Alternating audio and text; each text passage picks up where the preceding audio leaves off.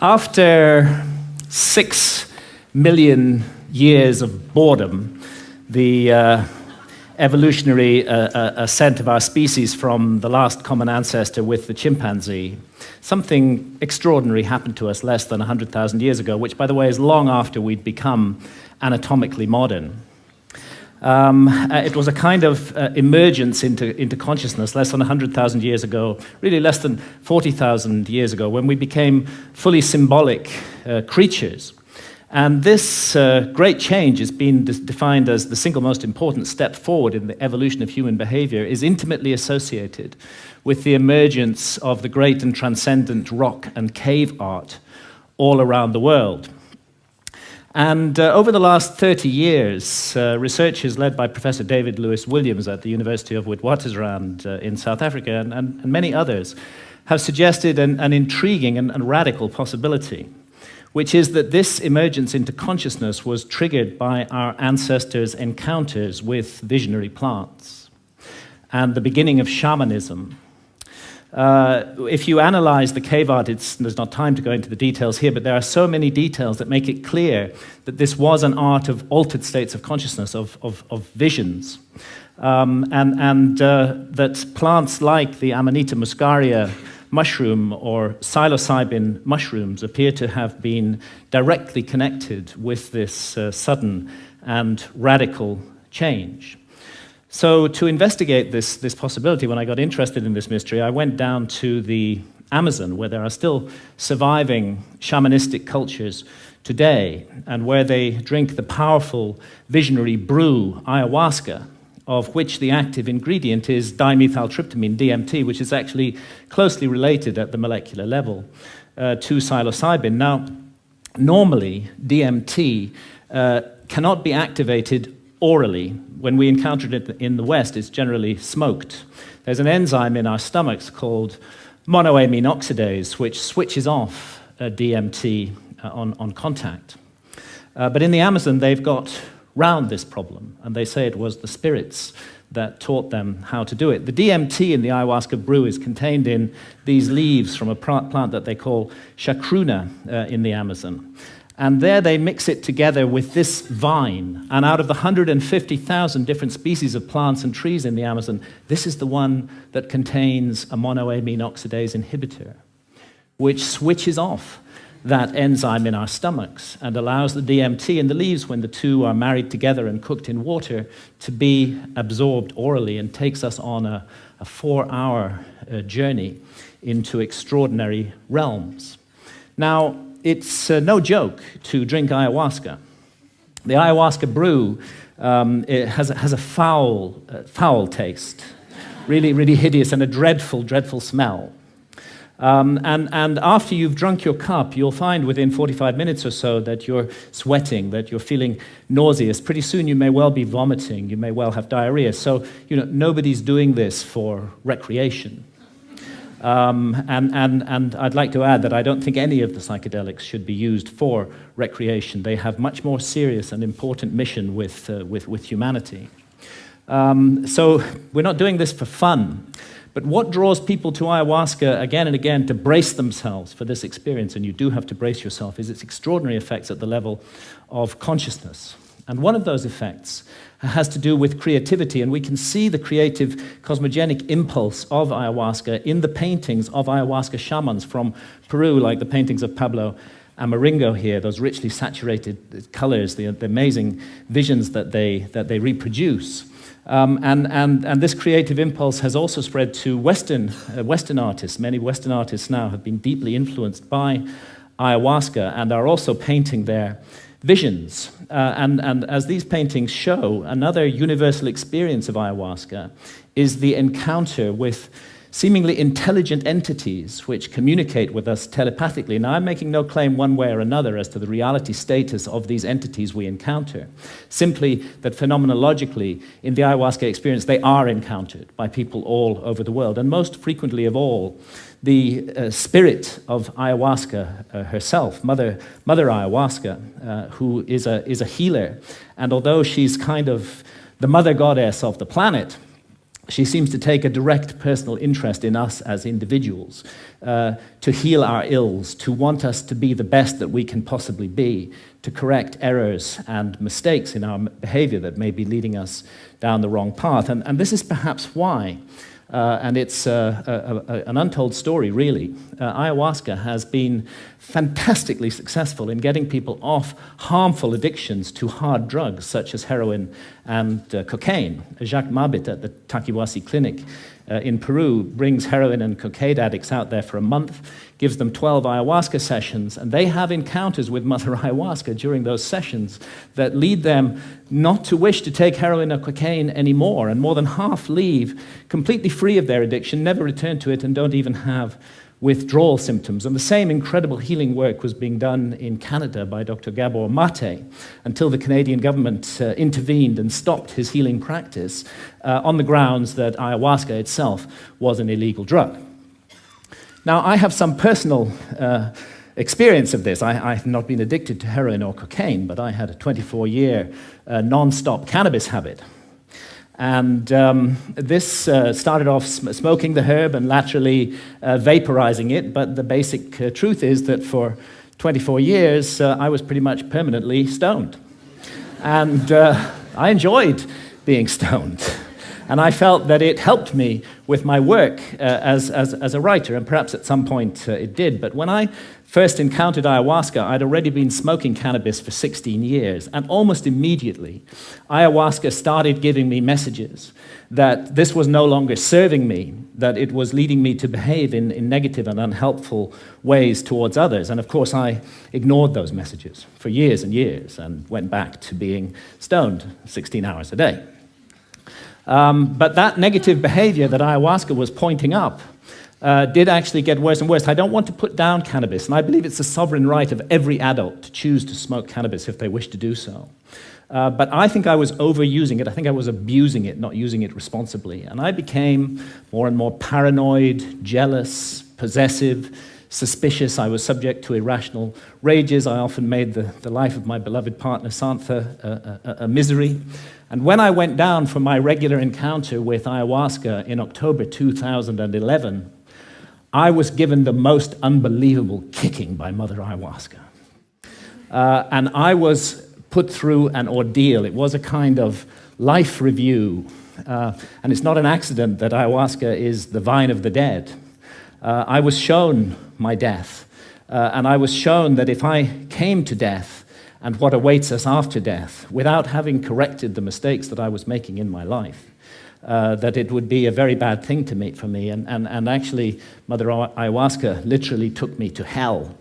And that hell was a little like this hell painted by Hieronymus Bosch, a truly terrible place, and a little like the place that the ancient Egyptians called the judgment hall of Osiris, where our souls are weighed in the scales in the presence of the gods against the feather of truth, of justice, of cosmic harmony.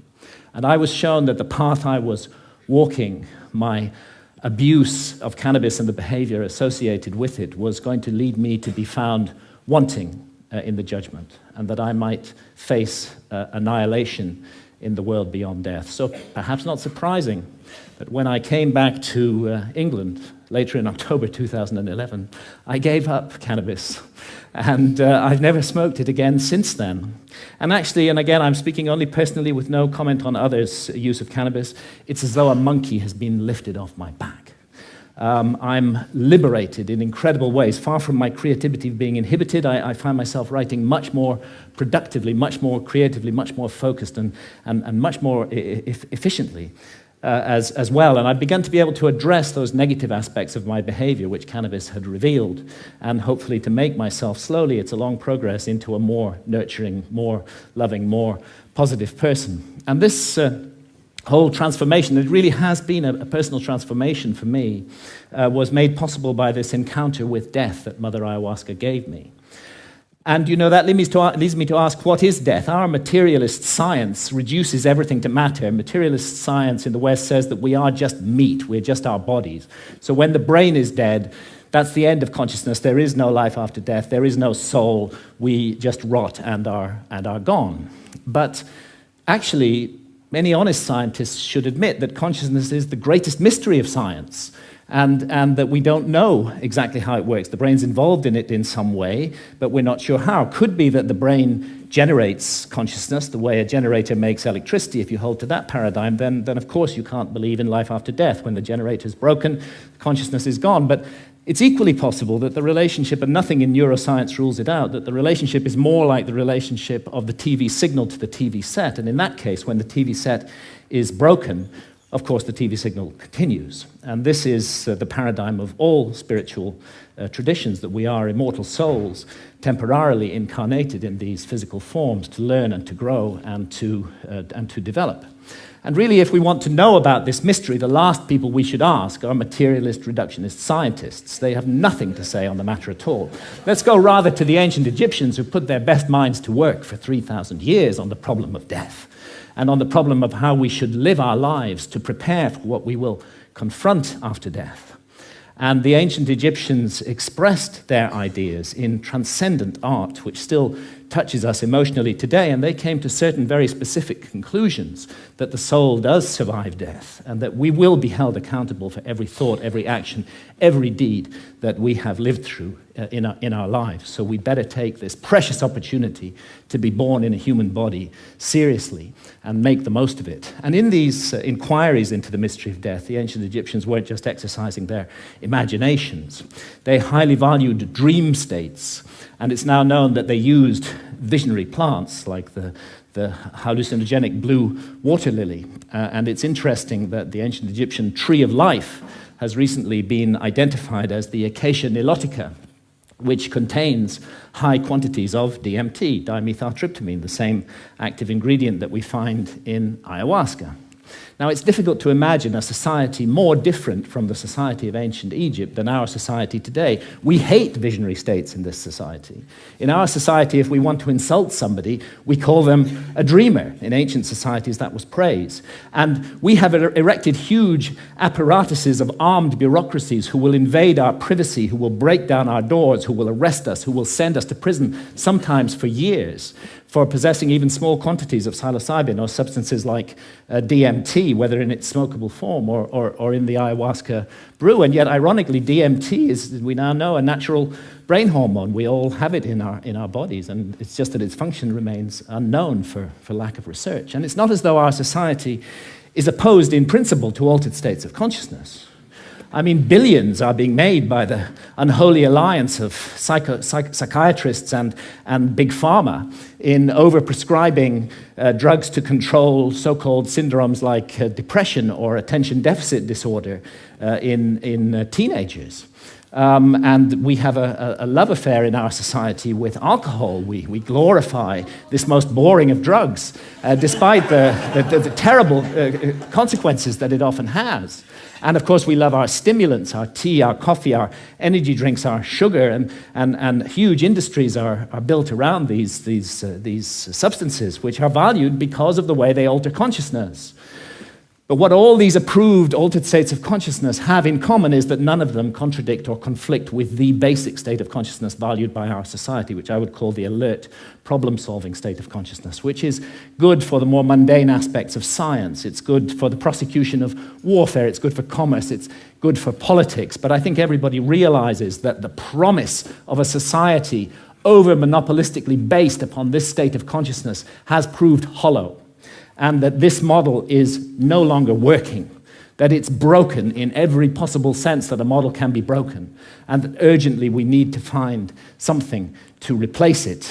The vast problems of global pollution that have resulted from the single-minded pursuit of profit, the horrors of nuclear proliferation, the specter of hunger, that millions every night go to bed starving, that we can't even solve this problem despite our alert problem-solving state of consciousness.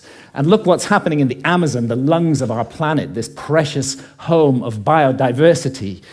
The old-growth rainforest being cut down and replaced with soybean farms so we can feed cattle, so that we can all eat hamburgers. Only a truly insane global state of consciousness could allow such an abomination to occur. And I did a back-of-an-envelope calculation during the Iraq War.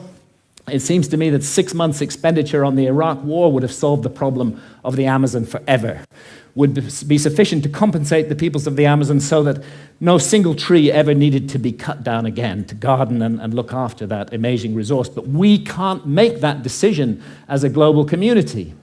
We can spend countless billions on warfare, on hatred, on fear, on suspicion, on division, but we can't get together the collective effort to save the lungs of our planet.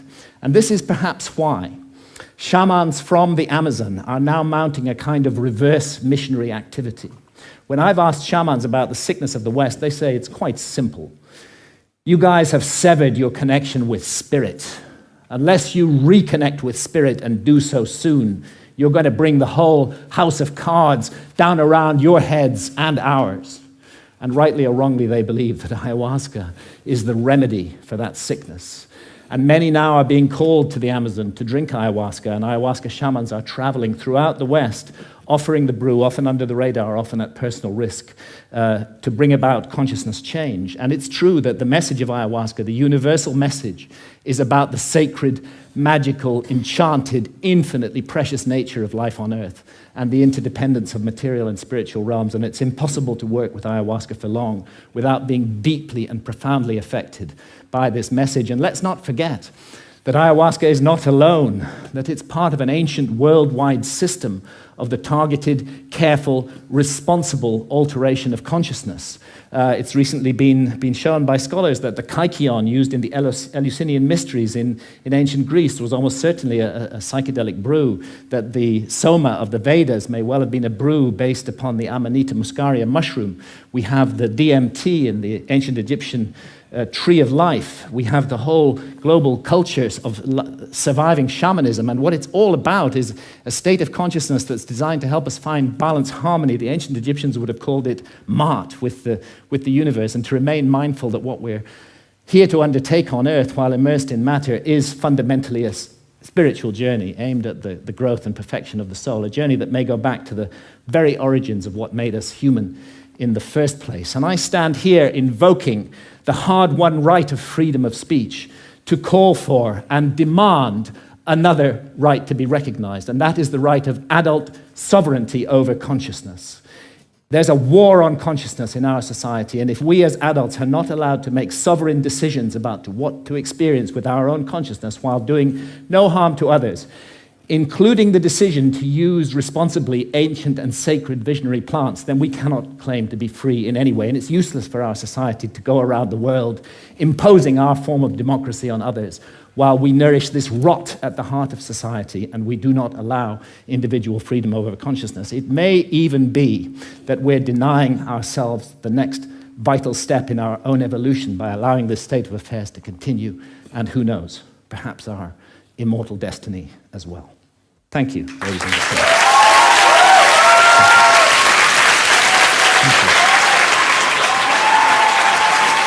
Thank you. Thank you.